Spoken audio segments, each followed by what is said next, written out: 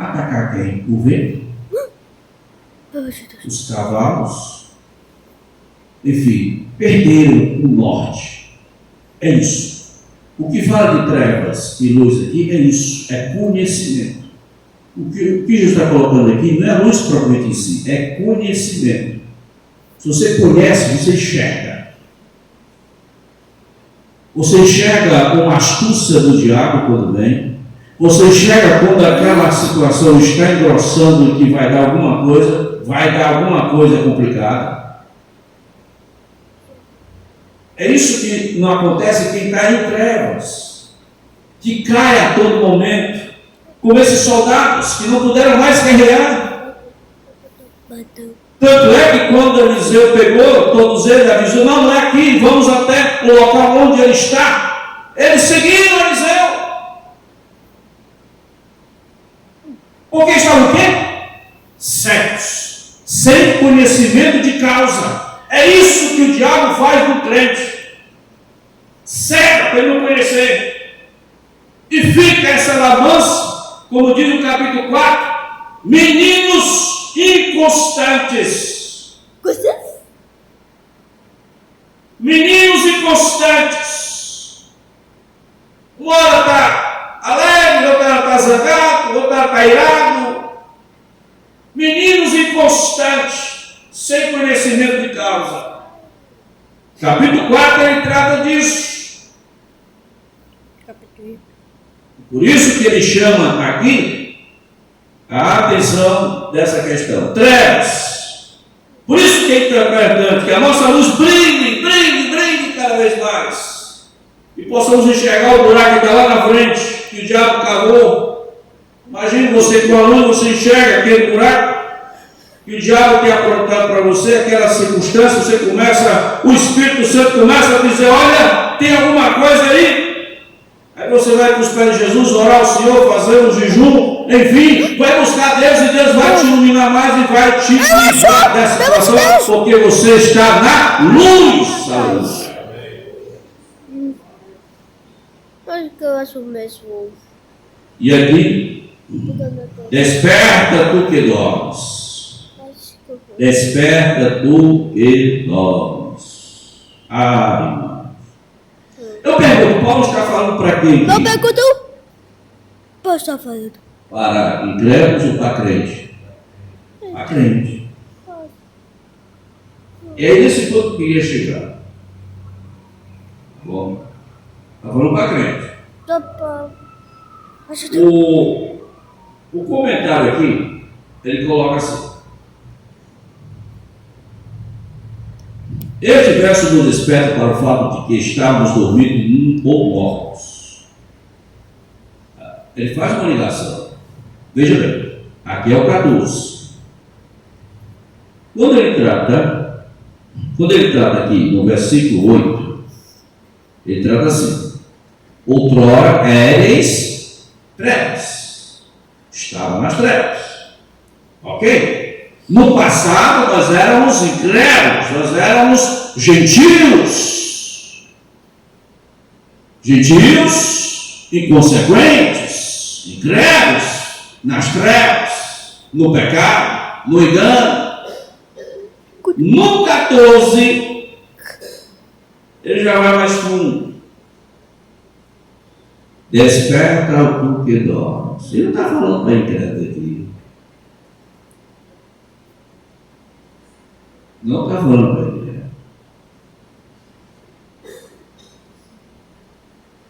Esse versículo desperta do irmão vai receber a iluminação de Cristo, somando a estes os 3 versículos preparados para viver no Espírito. Então, esse versículo está falando para crente. Lembra que toda a Santa Ceia, ou quase toda, se lê. Há entre vós muitos fracos e doentes, até não poucos, que dormem. Não são poucos que dormem.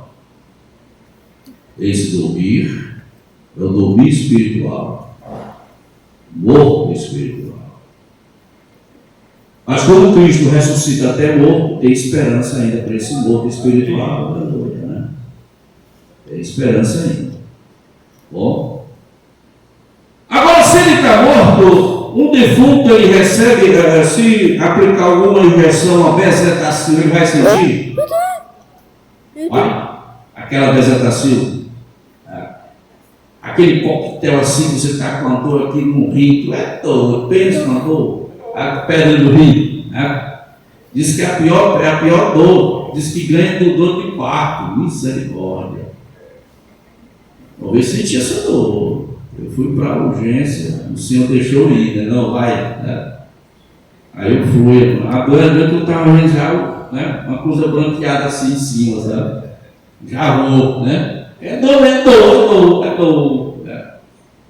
Eu pensei que eu já ia. Era pedra no rim, né? Ele colocou um coquetel ruim no início, dor mesmo.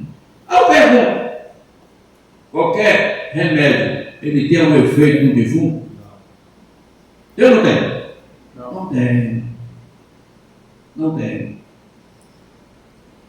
Por isso que essa palavra aqui não é para incrédulo. É para crente. O incrédulo já está morto em seus delitos e pecados. Lá Jesus tem um remédio. Para ele tem um remédio. Para cá também tem outro remédio. É coisa espiritual. Para o pecador, só o Espírito Santo para vivificar. Só o Espírito Santo para despertar. Ali é o antes. Cristo é a linha imaginária do antes e depois. Aqui não. É por isso que é muito claro a Bíblia. Nós temos que louvar a Deus e dar graças a Deus, não pelos nossos méritos. Paulo fala na carta de Gálatas, a salvação é pela graça, intermédio da fé. Isso não vem de vocês, é dom de Deus. Você recebeu um dom chamado salvação que Deus te deu, aleluia. Dom, nós não participamos desse dom, não é nosso mérito. Agora, como é um processo, e a igreja do Senhor não pode ter partes mortas, porque a igreja é um corpo, e um corpo é o quê? O corpo é vivo. Ou essa parte morta será tratada, ou será expurgada. Porque senão vai danificar o corpo. E a noiva está sendo ataviada de forma que perfeita. Não tem defeito algum. Ataviada. Jesus está preparando a noiva nesse sentido, para deixá-la perfeita. É o grande mistério, Cristo e a igreja. E esse despertar. E aí ele coloca assim em Gálatas 15, olha, 5:15.